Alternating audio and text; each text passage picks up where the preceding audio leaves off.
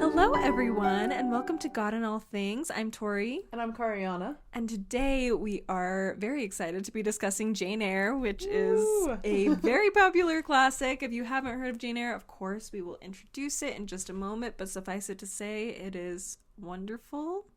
And not my favorite Brontë, but we'll get into that in a moment. Let's start, like I said, with a brief summary so that we can get you guys introduced to it if you're unfamiliar with the book. Perfect. Yeah, so Jane Eyre is a strong-willed girl who grows to be a very strong-willed woman as well. The novel is Bildungsroman, and it follows Jane from her very unhappy infancy through her mildly joyful teenage years to her passionate and shockingly eventful history as an 18-year-old, and that's where most of the book takes place. With the experience of love and loss in various types of relationships comes growth and understanding about people and the world in the intelligent, lovable character of Jane Eyre. Beautifully done. Love it. So yes, like I said, it's not my favorite Brontë novel. So I first read Jane Eyre in high school. I was in an AP literature class, and it was my junior year of high school. And I read this one on my own, and we didn't read it for class. And I enjoyed it. I didn't love it, but I mean, it was good, and it was easy for me to read on my own. That was kind of my first year of actually getting into classics, really. So a lot of my first classics came from that year primarily, and like I said, I was fine with this one. It was easy to understand, easy to read, just didn't love it. And then time went on, and I want to say it was 2 years ago in October for, of course, Victober, the readathon where they read Victorian literature throughout the months of October, hosted on YouTube. I ended up listening to it on audiobook, and I believe who was it read by? I can't even remember, but it was a good audiobook. And I ended up really enjoying it a lot more the second time. And it's also one that I love hearing people talk about. Like, I love hearing various discussions and ideas and thoughts and opinions about it because it's so well loved by so many people, and it's just nice to hear people get excited about things. But also it's very much a work of art. Like, I can understand why a lot of people consider it one to visit if you're getting into classics, because it's easy to read and it's really interesting and fun, a lot of things going on. And it's also just, a very well-loved book, and definitely the most loved of the Brontes, which they of themselves are also very popular. So being the most popular amongst popular writers, like, it's going to win out. And then I would say my favorite is Wuthering Heights, as far as which Kariana knows, which will be discussed at a later date a little bit more in depth. But I do appreciate Jane Eyre for what it is, and I'm excited to talk about it. Ooh, okay. Yeah, as far as I'm concerned, Wuthering Heights is not only the best Brontë novel, but the best novel, period. Yes, fair enough. But Jane Eyre was fantastic. I did not read this in school. This was my first read of Jane Eyre. It's one that Tori has been telling me to read for a while now. Yes. So I picked it up before we decided to do, or maybe it was after we decided to do the podcast, but before we started, I don't know. Yeah. I read a little bit before any of this, but didn't get very far before life got in the way. So I was excited to have a reason to finally pick it back up and read it. So yeah, I would say that it didn't take over Wuthering Heights for me. But it is definitely, like, probably more lovable. It's more, like, I can understand why people in general would love it more. And it's really fun. There is a lot going on. I was telling my little brother about it, and he was like, what is this? What the heck kind of soap opera? Like, yeah. He's like, I gotta start reading Victorian classics. And I was like, yeah, you do, buddy. All right. But yeah, so really interesting. I would say that amazingly, I actually have some problems with some of the characters. That doesn't happen normally. I'm pretty whatever. Yeah.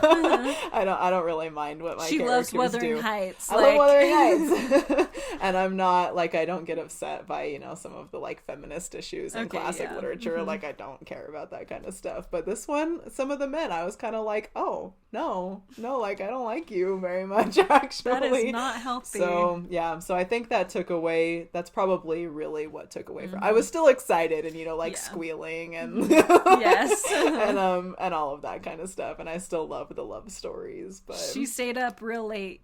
I stayed up really late. And then sent me a voice message that I listened to half of when I was like half asleep because I just needed to know what the heck she was saying. And then I was like, not the headspace for it. I gotta wait till I'm actually like awake. Yeah. But it was blast. Yeah, lots of laughing, lots of squealing. Some weird, I don't know, like there was one scene where I was like sitting on my couch and I like fell over and had to like shove my head in the cushions to like hide my squealing a little bit.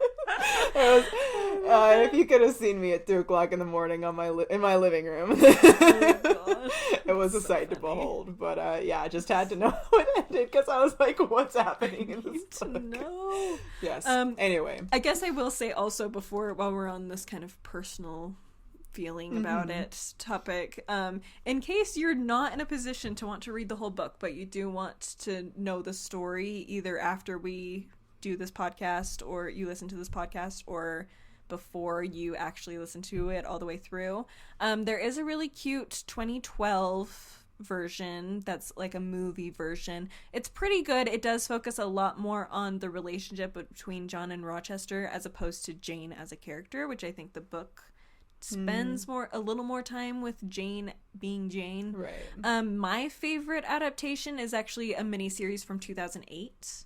I mean, the BBC miniseries, yes, they're just always miniseries the best. usually you can trust. They just capture the book so well. Yes, they do. And I can't remember how many. I want to say it's only 4 or 5 episodes. I at actually most 6, looked but it I think up it's a little after I finished. I think it's just 2. Oh, it is only 2? 2-hour-long episodes. That's right. Yep. Yeah. It is only 2-hour long. So, yeah, very 4 easy to hours watch. total. Yeah. You can watch it over a couple days. But, yeah, that one's my preferred. I think it does a really good job of developing it as an adaptation. But the film is really cute, too. So, and it captures most of the big plot points. I don't love the way it ends. It's very abrupt, the way it ends in that film. But I do, so yeah, it just depends on what you like. If you just want to know about the romance, then the 2012, it has Michael Fassbender as Rochester. And he does a hot great to play Rochester, but that's a little bit, but he does good. And the other one, I can't remember his name. He's been in a lot of miniseries though. Okay. From the BBC. He was in a couple of them that I know he was in. He was in The Tenant of Vaudeville Hall, which I think was actually just maybe a movie. It was from like the 90s. He was young in that one. And then he plays the main male character. And then he's also in And Then There Were None from just a few years ago. He plays the doctor, if you've seen that. So those are some options if you're curious to see that and don't want to read the whole novel, because it's not huge, but it's not small. It's definitely, my edition's 500 pages, so it's the same. Yeah, so it's a pretty chunky. It's, to me, as far as my reading goes, I consider it on like the lower end of chunky. Right. But yeah, definitely it will take a bit for most people, but like I said, it is a lot easier to read than some other classics. So anyway, take that as you will. As far as gospel principles go, we will be discussing integrity, and this is mostly to do with the character of Jane herself. Also, I have some thoughts on the development of Rochester by the end, but like always, we'll introduce with a little paragraph that we've typed up. So, integrity can be defined as our willingness and intention to live by our beliefs and standards regardless of context. We choose to love God and our relationship with Him above all other relationships and earthly needs. This is beautifully illustrated in the Book of Mormon, 1 Nephi chapter 8, where Lehi describes his dream of the iron rod leading to the tree of life. Those with integrity are those who did press their way forward, continually holding fast the rod of iron, until they came forth and fell down and partook of the fruit of the tree. Though much was present around them to tempt them away, their integrity led them to choose God and fight for the joy only He can provide, rather than be led away by things that were merely temporary and ultimately damaging. I really love the principle of integrity because I think it's it's such a pinnacle of everything we do as members, as converts of God, basically, and of Christ. Fundamental. Yes. That's the word I kept seeing with like the prophets and talks and stuff. Yes, fundamental. Absolutely. It's a fundamental thing because it means that you're actually converted and you actually have that relationship with God and want to develop that relationship with God. And that's so central to everything, because why would you do any of the things we're asked to do if you don't have a relationship with God? It would just feel pointless, and ultimately you would burn out very quickly. Yeah, it's like the difference between doing things for like a telestial reason, you know, because you fear the consequences otherwise, and a celestial reason because you love God and you want to do what's right. Yes, absolutely, which is it's the higher law we're all striving to be able to live. And I do think Jane, while not perfect, as no one is, she does showcase that integrity very well. And it's fun because the story allows you to see her develop that integrity as well, and where she ends up getting that from. And it's not something that she's necessarily born with. I really like that about her, is it shows that it's something she came to develop by making choices about how she was going to behave and how she was going to treat that relationship with God. We will start, of course, right at the very beginning. A very good place to start. I think I'm going to say that every time. Anyway. It's just too quotable. I just have to. They did it on purpose, I swear. Honestly. So we start off with the iconic first line. There was no possibility of taking a walk that day. And we start with young Jane Eyre, as she is being raised by her aunt, who's not her blood relative. Her uncle was the blood relative. And her aunt, after he passed away, he told his wife that she needed to continue to take care of Jane Eyre, which she was not very pleased about. And so she does not treat her very well. And the cousins don't treat her well either. There's 2 girls and a boy, I believe. And they are very abusive to her.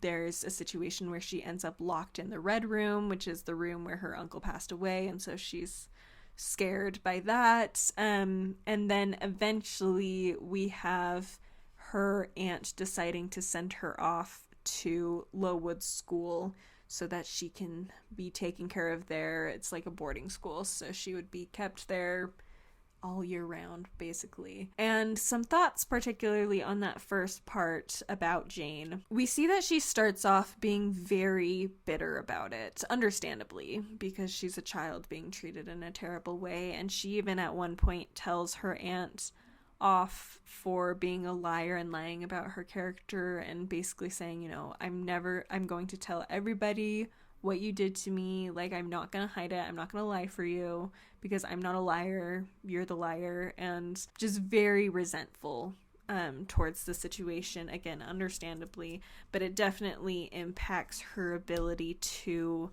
find joy in life. Yeah, she says a lot of things such as unjust, said my reason, against her cousin's violence towards her and then her being punished. We see, like I said, the scene with her aunt where she really tells her off about lying about her character. But we also see very early on that she's a very reflective person. Like, she, yes, is very inclined to be bitter about things, but she's not inclined to act rashly or instinctively. Like, she puts a lot of thought into things. And there's many, many times where it actually says, I reflected. Again, I reflected. And so we're seeing very early on that she's the type of person who she's able to think before she acts. And at this time in her life, she's immature enough to still act in an angry and bitter manner, but there is at least some level of thought behind it and how she's going to approach things, which is very impactful later in life for her, is her ability to reflect and not act immediately. Yeah, I think she has a very strong sense of justice that we see right here at the beginning. You read that quote, unjust. You know, she's really upset when she gets punished for other people's behaviors. She's not willing to lie for her aunt. We see it later too at Lowood. Like, she has, when things are not, she has a very strong sense of what is right, and if it's not right, then you're wrong, you know. Yeah. And it should be fixed, you know. She definitely has that, which I think is probably a good lead in to her integrity too. I definitely agree that her integrity is something that's developed, but I think we see those character traits, like that ability to reflect, that she's so in control of her actions even when she chooses to use them for anger and bitterness, and that sense of justice. I think all of those enable her to be able to make the extreme choices that she does with her integrity in mind, you know, because she knows what she believes is right. She reflects and decides what she believes is right. Yes. She's able to channel that a little bit. Yeah, absolutely. I totally agree. But that kind of imbalance between those two characteristics and where it's kind of leading her, it does remind me of in James in the Bible, James chapter 1, verse 8. It says, a double-minded man is unstable in all his ways. And I think is a sense of instability in her at a young age, where she is vacillating back and forth between being a thoughtful, reflective person and also being a bitter person. Like, it's kind of hard to balance those things, because the more you reflect, it gets harder to stay bitter, because you're like being able to see humanity in people a little bit better, and you're allowing yourself to reconsider things. And so, but because she's still hanging on to the bitterness, it does make her feel a little shaky and uncertain in the world. And I think part of that also comes with her immaturity as a child. She's dealing with trauma. Like, a lot of this reflectiveness is probably partially due to the fact that she knows that when she reacts badly, then she's the one in trouble. And so she's had to kind of train herself to take a little bit more time with things, which is, yeah, like I said, a double-edged sword in some ways because of just the nature of her situation. She ends up meeting people at Lowood who do end up helping her through that unbalance. We go to Lowood, and a couple of the impactful people, of course, first of all, Helen Burns is the biggest impact for sure. She is an older girl at the school who I think we would probably say she most likely has ADHD nowadays. At least that's what I've heard a lot of people talk about, and it makes sense to me. She's just very cluttered. She has a hard time focusing. She tends to get distracted a lot in class and have a hard time remembering things because of that distractedness, which are all pretty clear signs of ADHD and how we would term it today, especially for a girl. And so, like, she's not running around the room, but yeah, she's very distractible and has a hard time keeping things clean and stuff. But she's also as far as integrity goes, she has a lot of integrity, and she really has a strong relationship with God, and it's that she's able to pass on to Jane. The other one we have who's also impactful on Helen is Miss Temple is her name.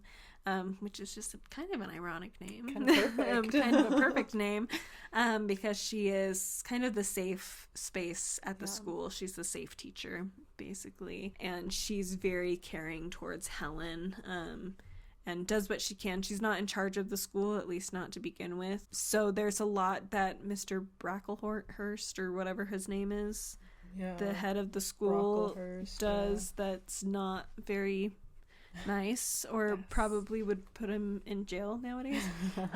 But she does what she can, and so between the two of them, they really have a very positive impact on Jane. I think it's pretty impressive that Jane is able to kind of separate good influences and bad ones, because there are a lot of bad influences at the school too. You know, Mr. Brocklehurst just kind of sucks, and her own character gets lied about, and I think that's a big one where she like feels so uncomfortable because Mr. Brocklehurst says something about her in front of everybody, and she like can't look anyone in the eye until Miss Temple clears it up and says no.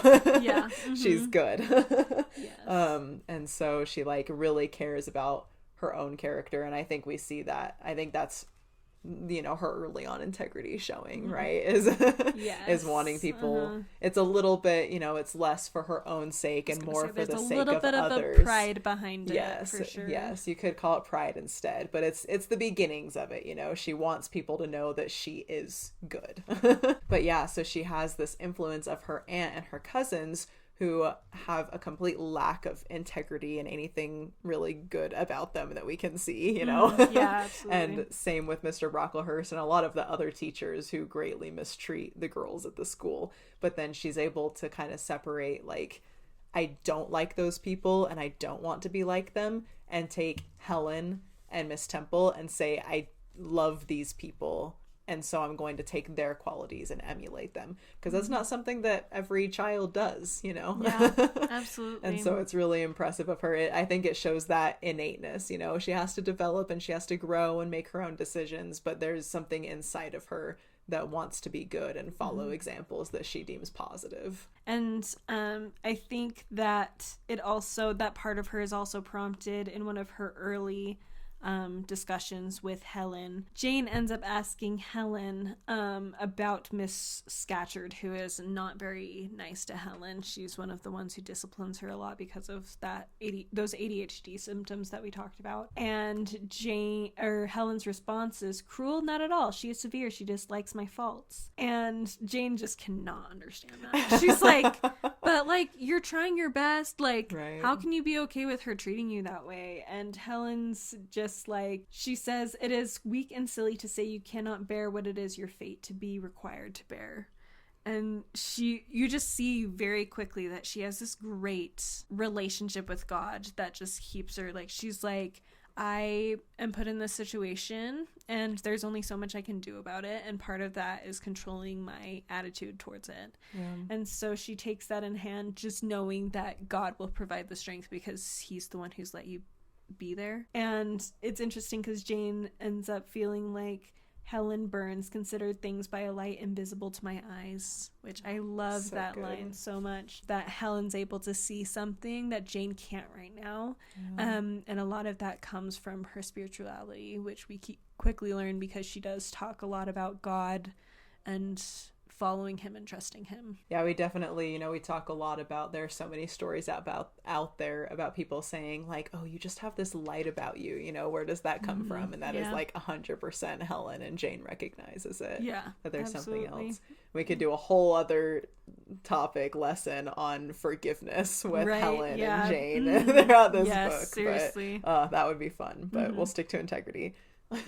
Yes. A couple other quick little quotes from that conversation, because I think it just adds to us learning about what Jane's experiencing in hearing Helen speak. She quotes the scripture, love your enemies, bless them that curse you, do good to them that hate you and despitefully use you. And then she goes on to say, life appears to me too short to be spent in nursing animosity or registering wrongs, which is just also beautiful and very much food for thought. I think it's so easy for us to just be angry and to hold on to that. But really, ultimately, I mean, like, I know for me, I work in retail. And yes, honestly, I mean, I'm blessed to work in a store that is very focused around spiritual things. And so it definitely could be worse, but there's always just people who aren't going to be pleased with anything. And it's easy to just like be angry about it and like spend the rest of the day just being like, oh my gosh, when you have these interactions with customers who are being unreasonable or whatever, or who are like trying to manipulate the system clearly, especially almost in a situation in a store like that where it's so based around spiritual things that you're like, are you kidding me? Right. Why are you behaving this way? Like, would Christ behave this way? No. So it makes it almost even more frustrating because you're like, you're in a environment where this should not be happening for sure. And it still does. But it's nice to be reminded that like life is too short to be doing that. Like, I don't want to spend the majority of my life feeling frustrated about things that happen. I'd rather just move on and find the joy in things and change my perspective on things if necessary, so that I can come closer to Christ, because that's a much better use of my time. You know. And adding to that, I think it's really easy to say, you know, this is a natural feeling, which it is. Like, it's natural for us to get angry, but you know, the natural man is also natural. Yes. That's kind of the point, right? So I think it's easy for us to think like, oh, it's normal to be angry, so it's okay. or like God would understand why I'm angry right now, and so it's fine, you know, especially with some of those bigger ones, like when somebody does something genuinely horrible against you, it can be kind of easy to say like, oh, like God knows this horrible thing and he would understand, and he would like, he understands why I'm angry, and so it's okay. And I don't think I've heard that used as a justification before, and I'm like, God does understand why you're angry, and as long as you're trying to forgive and come to Christ, then I think you're okay, you know, because sometimes it takes time, and he's okay with that too. But just saying like, no, I'm angry, and so I'm gonna be angry is, you know, like, that's no, like Christ taught, love those who use you. Like he said difficult words, you know, and I think he's gonna hold us to that. And I agree. Helen is just, she's a great example of that, and I think Jane really internalizes those lessons. I agree. And I think too with that, just like Christ holding us to that isn't necessarily for his sake or for the other person's sake, it's for yours. Like he's like, sure, you can keep being angry, I understand why, but like, who's it actually gonna help? No one. One of my favorite quotes is, being angry is like drinking poison and expecting the other person to die. Yes, seriously, because like, it is like, you're just hurting yourself ultimately. It's not gonna fix anything. That moment's still gonna happen. It's like one of those things where, you know, people nowadays can be so unforgiving about, you know, the cancel culture and all of that. And even when people come out and apologize about things or change whatever they said or whatever, like, people have such a tendency to just still be angry about it instead of just recognizing like, hey, they're just a person, and the fact that they're trying to do better should be enough for me. But they're learning too.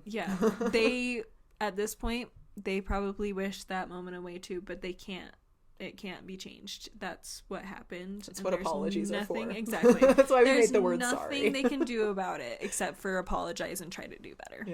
So I think it's very powerful that Helen has that attitude, and we see very quickly that it does influence Jane. She's pulled in front of the student body by Mr. Brocklehurst, who talks about how she is a liar, and goes off on that rant that her aunt originally went on.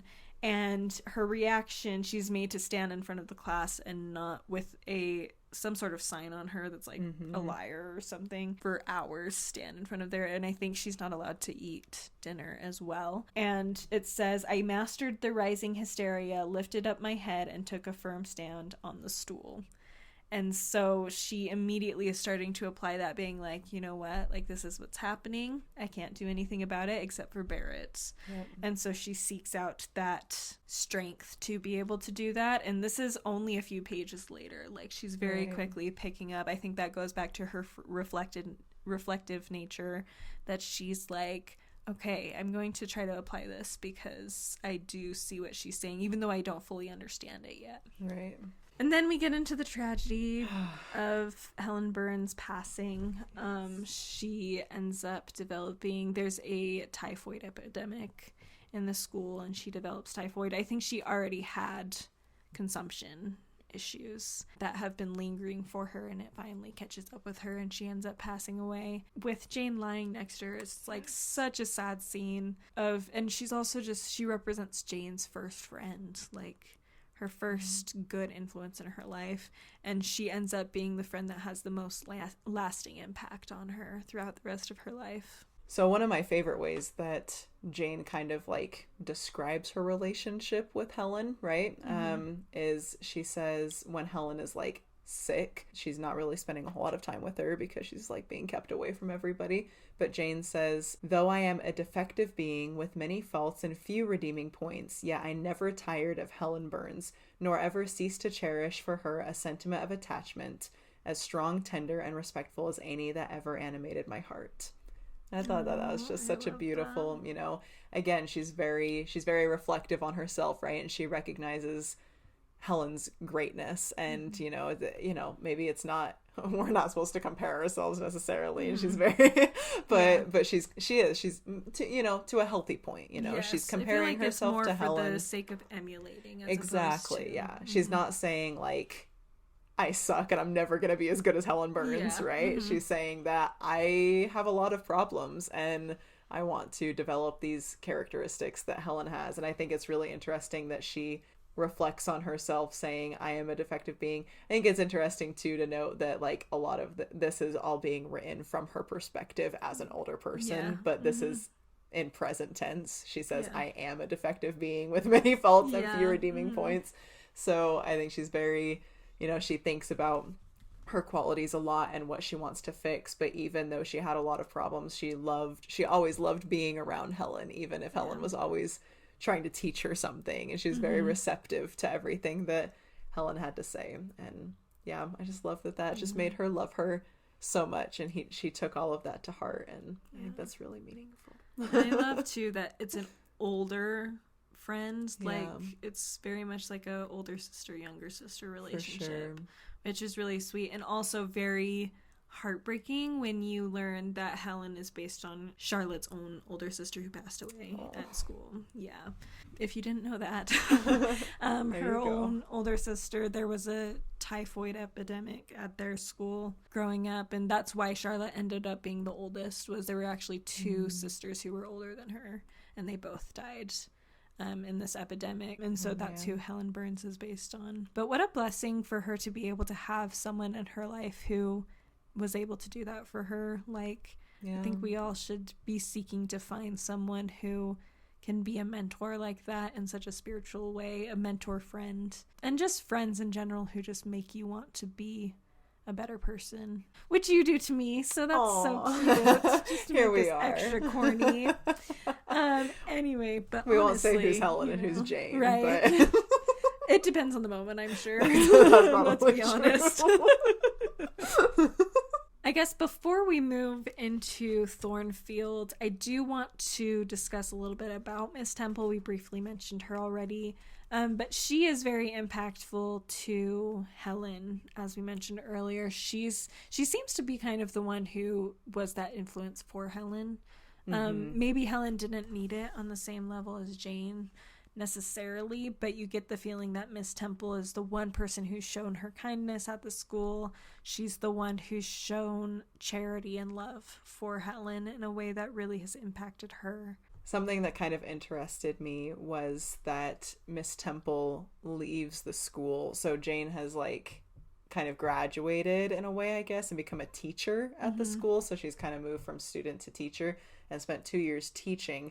And then at that point, Miss Temple gets married and leaves. And I just think that it's really interesting that Miss Temple leaving is kind of what prompts Jane to then leave the school, right? It says, so she left, and so they got a half holiday to celebrate Miss Temple, right? And kind of going back to that reflection, she says, I walked about the chamber most of the time. I imagined myself only to be regretting my loss and thinking how to repair it, but when my reflections were concluded and I looked up and found that the afternoon was gone and evening far advanced, another discovery dawned on me, namely that in the interval I had undergone a transforming process.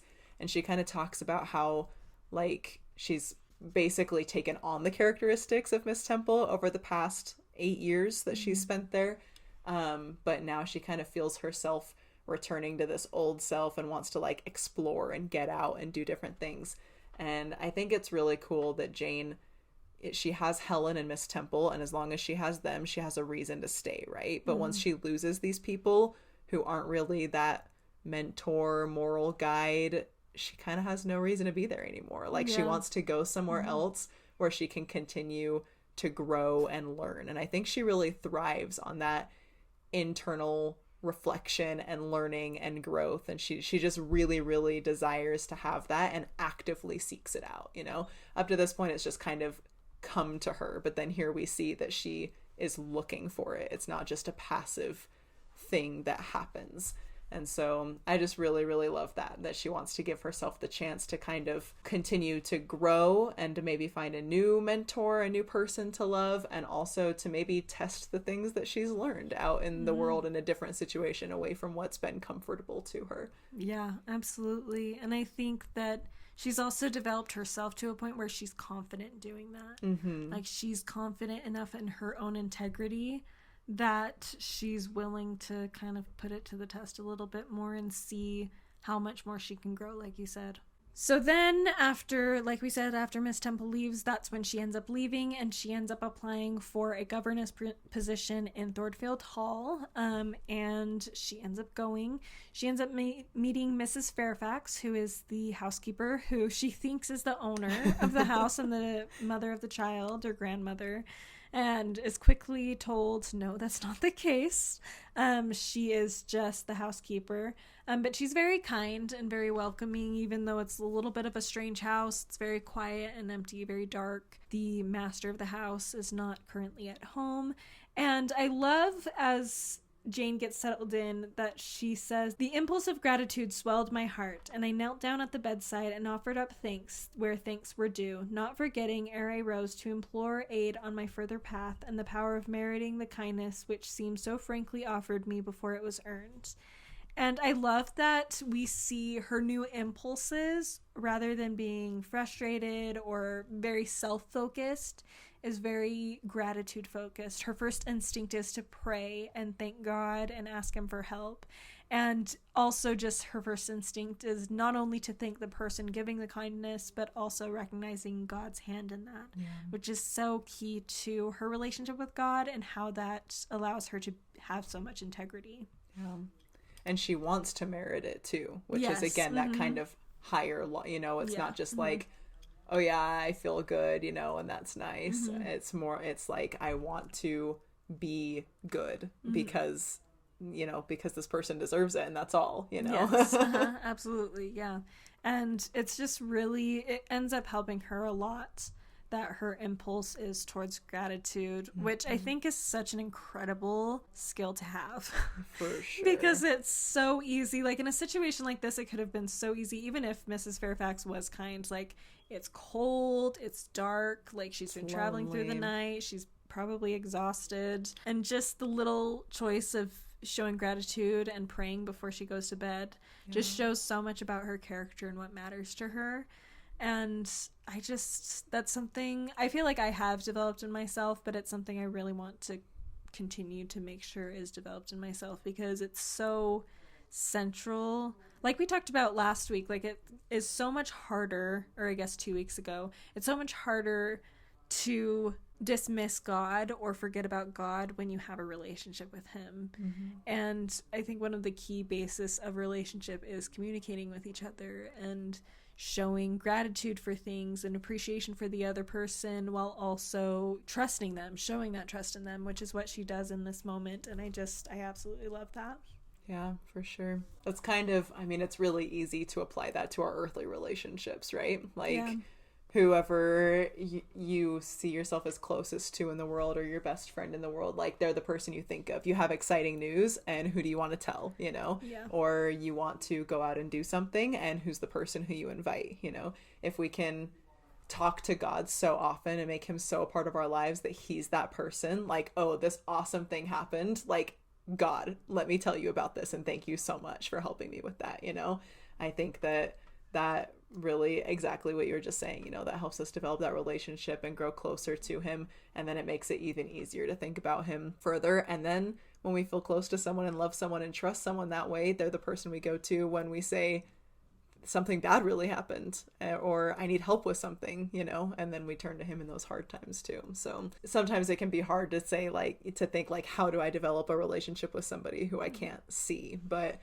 really, prayer, that communication, I think I agree, is just so key, because if we compare it to our earthly relationships, it's that person who you talk to and who you spend time with and put that effort into in that way, that becomes all of those things, who you trust the most. And we can do that with God just as easily as anybody else, because the more you talk to him, the more you'll find he talks back too. Yes, absolutely. You learn to understand his voice better. Yeah. So she's very grateful, but I don't know that necessarily translates directly into happy or joyful. For sure. For sure. And so, she's grateful, and she's glad to be doing something new, and I think grateful for the experience, but there's also a little bit of like monotony to it, I think. She has dreams of like big cities and life and people, and she's still kind of just in the middle of nowhere, and there's like 4 people in this house, yeah. Right? So she meets the little girl who she's a governess for, Adele, and she says, like, she kind of gets into her routine and she hangs out with this old lady, Mrs. Fairfax. She's hanging out with this 9-year-old girl, Adele, you know, and you can love people, but it doesn't necessarily mean that you're like, oh, yay, I get to spend 24/7 with this old lady and this little girl, you know? But she says she is kind of describing Adele and says that she became obedient and teachable. She had no great talents, but neither had she any deficiency or vice. She made reasonable progress, entertained for me a vivacious, though perhaps not very profound affection, and by her simplicity, gay prattle, and efforts to please inspired me in return with a degree of attachment sufficient to make us both content in each other's society.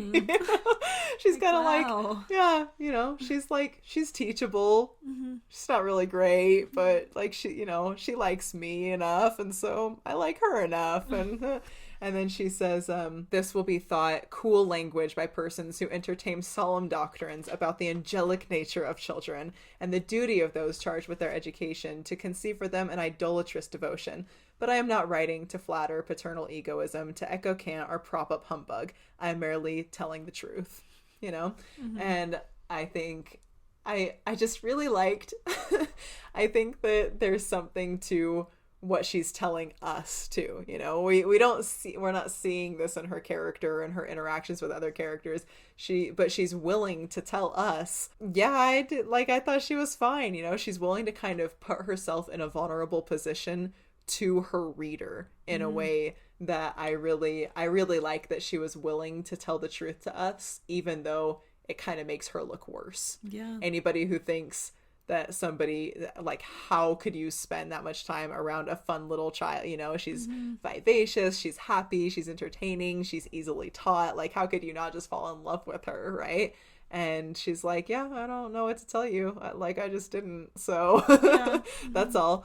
And I thought that showed a really interesting level of integrity in being willing to make herself look worse to the reader in order to give a faithful representation of the account. Yeah, that's very true. And you can see how her integrity has matured. And right from the beginning, we know how much she values honesty. Yes. Like, even from a young child, that's the one thing she was like, I may have my faults, but I am not a liar, even though that's what they keep saying I am. Definitely. And so it's interesting that she's held on to that and matured in that idea a lot too over time. So then we end up meeting Mr. Rochester in a very dramatic scene where Jane doesn't know it's Mr. Rochester, and she ends up scaring his horse. Mr. Rochester gets knocked off, and he has her help him over to the horse, and she ends up telling him, you know, I work at the house, I work at Thornfield Hall, and he's like, oh, interesting, and he still doesn't say anything, and then shows up at the house, and I think she sees the dog first that he was with, and is like, oh, shoot. That is the dog. And they're like, oh, yeah, Mr. Rochester hurt his ankle. And she's like, crap. It's totally him. So then he calls her down with Adele to talk with him, which is very interesting. I wonder what he would have done that first night if they hadn't had that interaction. Right. Because you get the feeling that he was just interested in her. Right. Like, I kind of doubt that he might have called Adele, but I don't know that he would have called the governess. And maybe he would have waited even. Like, I get the feeling, I mean, he's not Adele's biggest fan, unfortunately. Yeah. But he's also his own being anyway. But he's got his own faults. Yes, exactly. So I kind of feel like he would have waited to see Adele just because he's like, I gotta recover from his journey or whatever. Don't want to deal with her right now. Yes, exactly. But he's interested in Jane, and so he has her come down. And it's interesting to see their first conversation because he's just very, like, he's trying to poke the bear, so to speak. Like, he's trying to just figure her out. Right. So he kind of, like, is like, do you want a present? Like, when he gives Adele a present. And Jane's just, like, very calm, cool, and collected. And is just like, since I'm a stranger and have not done nothing to entitle me to an acknowledgement, no.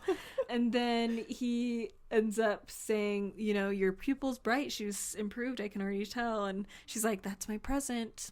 You telling me that I'm doing my job right. So she, even in that moment where he's just a very odd man, yes. And she even says that a couple things like that a couple times of just like, you're just very, very different from what you would expect. That's what that James 1:8 scripture made me think of. Oh, okay. When a double-minded man is unstable in all his ways. Yes. We don't exactly know everything now, but I think that scripture describes Mr. Rochester. Yes, that is very fair. He's just so weird, and then you learn about him, and you're like, oh. Yes, you're like, that's why you're unstable, because you were very double-minded about things in your life, for sure. And I think that's part of what attracts him to Jane to start with, is she is stable, and she's very calm, that cool, collected manner. Yes, and she has integrity, which I would argue that he doesn't fully understand, and that becomes clear later on that he doesn't really understand the integrity, but he's attracted to it. Yeah, there's something about it that does draw him in, and so we continue to get to know him. They have some very interesting conversations, very flirty, intellectual conversation, I would say. Oof. The best kind. just I know, honestly. I mean, okay, so there's one conversation where you can see perfectly, like, both of their characters, like we've been talking about, right? Yeah. And it's when he asks her if she thinks he's handsome. That's where I'm at too. Okay. Yeah. So he's not. They make that very clear from, like, the moment she meets him, right? Ugly He's man. ugly. He's ugly. It's actually, do you want to hear, okay, listen to this description of Mr. Rochester on the back of my book, okay? The central focus of deepening characterization and poignant romance stems from her involvement with the handsome, sardonically proud aristocrat, Mr. Rochester. They literally just describe him as handsome. Him handsome? Yeah. Have you read the book? They call him ugly so many times in the book. Yes. And then it was so funny because the first paragraph describes Jane, and it says that she's a shy, plain little girl. And the first time I read that, I was like, have you read this book? Because she's not shy. Like, she'll say whatever she wants to. Like, she's quiet. But she's not shy. It's they say quiet determination. And I'm like, that's true, but she's not shy. Yeah. She'll no. I was like, okay, so whoever wrote this didn't read this book, actually. Did not understand it, for sure. Anyway, so Mr. Rochester asks, do you think me handsome? And she says, I should, if I had deliberated. She missed that reflection. Yes. Have replied to this question by something conventionally vague and polite, but the answer somehow slipped from my tongue before I was aware. No, sir. Immediate. No. And I just love, you can see that honesty. Obviously, I connect honesty and integrity really closely because I keep bringing that up. But, yes. I think that they're very similar. Yes, you're being honest with yourself, honest to God. If you're being honest to, like, what you believe in yourself and God, then you act with integrity. Yes. Yeah. Absolutely. So I see this as, like, a great show of her integrity to, like, to herself and her beliefs. And she's just kind of, but she also, like, she tries to take it back later, she's like, sir, I was too plain, I beg your pardon. And I kind of love that balance. She wants to be honest, but she also wants to be kind, right? Yes. And I think that's a huge factor, because sometimes we can take honesty too far, right, to rude bluntness. But she wants to be honest, but also be kind to people. And I think that's this perfect balance of, like, her really trying to do what's right. Absolutely. Because she doesn't want to insult him just as a human being. She's not even worried that he's her boss. He's just, like, a person, and she wants to show that. But then I think we see on the same page his attraction to that, because he, like, makes fun of her. He says, you stick a penknife under my ear. But he goes, go on, what fault do you find with me, pray? I suppose I have all of my limbs and all my features like any other man. I think he likes it. He thinks it's funny that she was just, like, because most other women are gonna, he's rich, so they're gonna lie, try to charm him. And he's been lied to, as we're gonna find out. He's been lied to by women who just want his money. And so having a woman who's willing to just say, like, no, you're not really, like, he's gonna be like, oh, you're real, and he loves that. So I just thought that that's perfect. And I do love it too, because I feel like it shows, you know, that principle of honesty that's so important to her. But we also see the fact that she didn't reflect kind of gives that idea of she is attracted to him. Yes. Like the fact that she didn't reflect and she just said no, sir, was just her instinct to be honest. Yes. But like it came because she's nervous. Yeah. She's not as cool and Because collected as she yeah, seems. She's not. Like which ended up working on him. So Yeah, it's good. great. But like for her, like you can see that it's because even though he's not handsome, she is attracted to him. And mostly his intellect and just something about him, the tall, dark, mysterious nature about him is intriguing to her.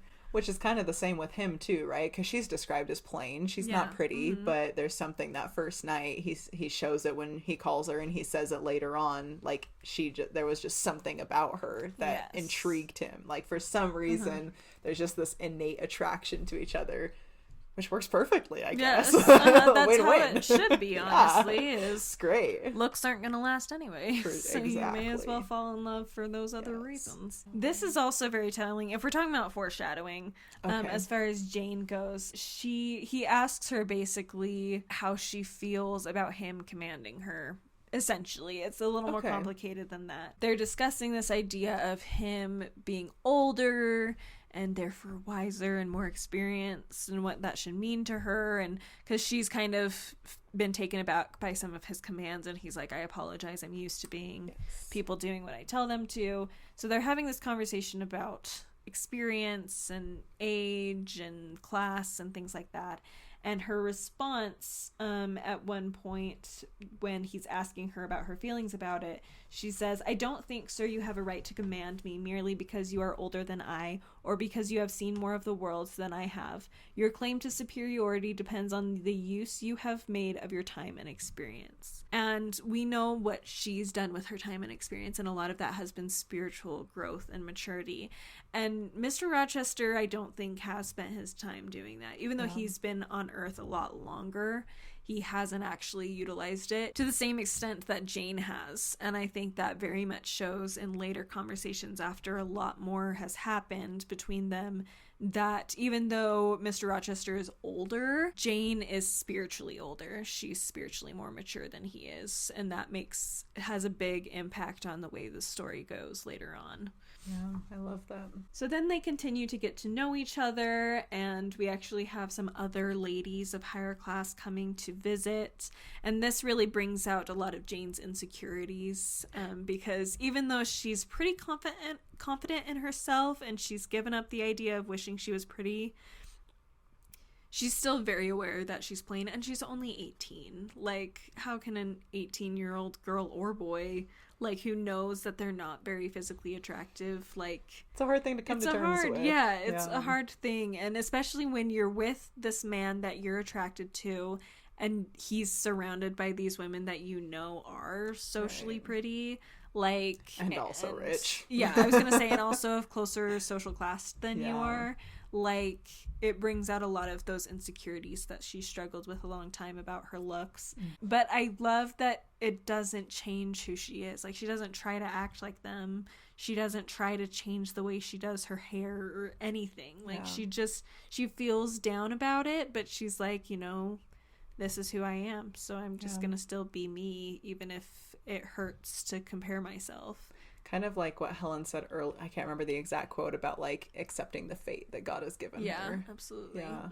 And so that's really important to her, and I love that she does that. And I think that probably stands out to Mr. Rochester too, of like, she's not doing anything to try to change the way she behaves or the way she looks to match these women. It would be so easy for her to do that, and I'm sure he's seen it before of these women trying to impress him and tripping over each other and trying to outdo each other, and Jane just doesn't. She just accepts, like you said, she accepts the lot that God gave her and does with it what she will. There's a moment later, a plot point happens in between, so I won't but I think it applies now too. I wrote down somewhere that she's being honest to herself. It's completely for her. What's that scripture? Yes, it made me think of, you wrote down a scripture from Job 27:5, that says, God forbid that I should justify you. Till I die, I will not remove mine integrity from me. And I think, like, I just loved that scripture with an application to Jane, because it's, you know, she cares so much about, at this point, like, it's not about what other people think like it was before, you know, like, she has this integrity that matters to her. And so, and it's, you know, she has to be true to who she is no matter what. And we see that very much so right here, and then we see it continue in incredible ways later on too, that I absolutely love, and that this is just reminding me of going back and looking at again. And I think that would just be so refreshing to Mr. Rochester, knowing that she's for real. Like, no matter what, whatever you want to say about Jane, you're getting the real Jane. Yeah, absolutely. That is her. And I like too that through all of this, she also has just very kind feelings towards Mr. Rochester. Like, she knows that there's something off about him, not just that, like, there's weird things happening in the house, and she's like, you're not telling me something. Like, I'm pretty sure before this is when his room catches fire and he, like, she saves his life. That whole scene, which is also a very squeal-worthy scene at the end. But there's gaslighting going on in that scene as well. Anyway, so there's these strange things going on, but I think she also recognizes that he has goodness in him. In fact, she says during this time, was Mr. Rochester now ugly in my eyes? No, reader, gratitude and many associations, all pleasurable and genial, made his face the object I best liked to see. Yet I had not forgotten his faults. She goes on to say, but I believed that his moodiness, his harshness, and his former faults of morality had their source in some cruel cross of fate. I believed he was naturally a man of better tendencies, higher principles, and purer taste than such as circumstances had developed, education instilled, or destiny encouraged. I grieved for his grief, which is just a beautiful sentence as well. I grieved for his grief. And, I mean, obviously, like we said, she's attracted to him, so that always helps. It makes it easier. For you to feel charity towards someone, but I think it's very telling about her that she has a tendency to want to grieve with those who grieve. Yeah. And that she recognizes that she doesn't understand his circumstances, and there's every reason why he could be the way he is. That's not necessarily in his control. I mean, obviously, ultimately, it's in his control. Make our decisions. But life can encourage certain tendencies. Certain circumstances can easier than others. So. No, I love that quote. If we could all just see everybody in the world like that. Oh my gosh. Like, what a place. Honestly. First she recognizes that he has faults, you know? She's not putting him on a pedestal, even though she likes him. Yeah. She says he's a human being. He has faults, but I think he's good. And, you know, and maybe these faults have developed because of something I don't understand, but underneath it, he's good. And I think that regardless of our relationship with anyone, if we could just try to see everybody like that a little bit more, then we'd be in much better places. Yeah. Absolutely. So this fire happens and she saves him. And I was describing this to my brother, and it's like, he's like, okay, so we have everything settled. You can go. And she's like, okay, good night. And he's like, wait, you're gonna go? I know. And that happens like 3 times, right? And she's just so calm, like even like to us, you know, like she's just like, okay, well, like inconsistently, because he had just told me to go. You know? Like she's just confused and acting like he's as weird as he is, because he's so weird. But also, like, knowing what happens, you know, there is an internal battle in him that's probably coming out. That's a good point. I hadn't thought about that internal where he's like, no, I shouldn't, but I really want to. Yeah. But I really shouldn't. I really shouldn't. And that's just coming out in a way that true. Us as the readers for the first don't time understand. Yeah. But so then she's like so calm and collected, and then all of the sudden is like talking about how in love with him she is. And I was like, how did I not know this? Like, I was sitting here assuming, like, I made one note that was like, oh, she's not, like, completely oblivious to the fact that he's interested in her. And then on the next page, she's like, oh. I'm like, wait, you know that you're in love with him? I was literally literally so surprised. I'm like, where is this book go? If you both know you're in love with each other, what's happening right now? And so what I put down was that she's like, the control of her character right here. I was like, holy cow, she's so in control of her character that like during that scene where because she's the like the tension of that scene, I think it's probably the most sexually tense scene. I got no sexual tension from the fire scene. I got none. No, it's like all on his side. Gosh. That's what I'm saying, is that he's so sexually tense and she's like, I'm trying to go to bed, you know? She's like, what are you doing? Yeah, Okay, and fair so enough, she's like so in control of her words and her actions that it doesn't even tell the reader that she's in love with him until the next day when and then the next day she's all like, you know, I'm like trying to figure out what's going on. And she's like investigating and talking to all the servants, just kind of assuming that he'll call her. And then it's not until that night when he doesn't call her that she's like, Jane, you idiot. Why would you think that he's in love with you? How could you even entertain the possibility of marriage? And I was like, marriage? Where did this come from? Like last night you were like, okay, why are you trying to keep me here any longer? Good night. I'm like, I didn't even. And so yeah, the character control really hit me right there, where I was like, this lady is a machine in terms of being in absolute control of herself. I do imagine her, and maybe part of this is in adaptations too, but like imagine her kind of shaking a little bit though during that scene.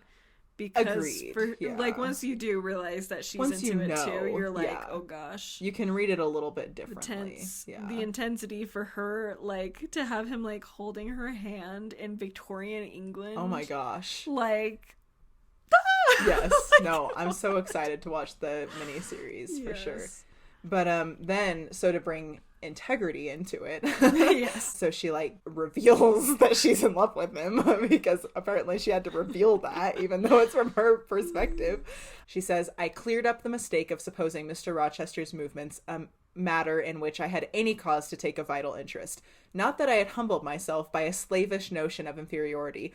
On the contrary, I just said, you have nothing to do with the master of Thornfield further than to receive the salary he gives you. And then continuing on, he is not of your order. Keep to your caste and be too self-respecting to lavish the love of the whole heart, soul, and strength where such a gift is not wanted and would be despised. And I just really loved that she refuses to see herself as inferior for reasons that I think you brought up earlier, where she values piousness, you know, she values a relationship with God. So she recognizes, she says, keep to your caste, you know, she like recognizes kind of her inferior technically place in the world, but as far as spiritual matters go, she recognizes that she's on the same level and maybe even higher, you know.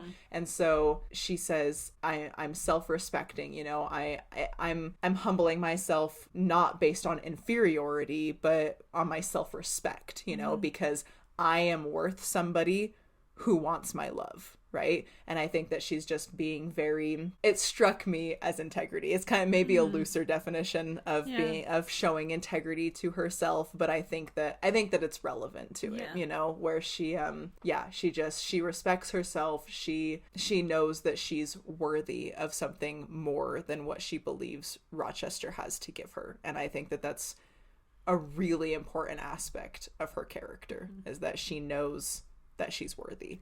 And a healthy aspect of relationships. Like, I hadn't thought about that before, but integrity not only builds our relationship with God, but it does build other relationships, because we end up being more confident in ourselves. And more, I think a relationship with God, the most special thing about it is that it boosts our personal self-confidence in a healthy way, where it's not pride. Right. It's just an understanding of our position in relationship with God and what that means. Your divine characteristics. Yeah, exactly. Yeah. And so it makes it so you have much healthier relationships with other people, because you understand what a good relationship should be, basically. For sure. Yeah.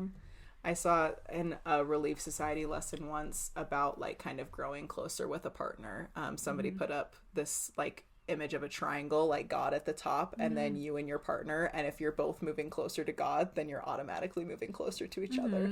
And I really loved that idea. You know? Beautiful illustration. Yeah, absolutely. So then, like I mentioned, we have the ladies come. That's after the fire. Yes. And we have a lot of very interesting feelings between Jane and Blanche Ingram, who's kind of the main, like, socialite of the group, and she's the one who's trying to get Mr. Rochester's attention the most. And so it's very, like I said earlier, she tends to compare herself, but she's also not changing herself for them. But specifically with Blanche, there's definitely some interesting thought processes. They don't really interact with each other directly very much, due to the nature of their social class, but there's interesting thoughts in Jane's head about the situation. Yeah, Blanche obviously, like, looks down on her, so Yes, it's like an very avoidance condescending and belittling. Yeah, for sure. No, it is really interesting, especially going off of that, like, self-respect that we just talked about, right? And that sense of inferiority and superiority. You see it so interestingly in this comparison that Jane makes with Blanche, right? And I would almost bring it back to the very beginning where we talked about how, like, Jane kind of, she takes negative influences and she's like, no, you're bad, I'm not going to be like you. And she takes positive influences and says, yes, I like that, I'm going to emulate that, right?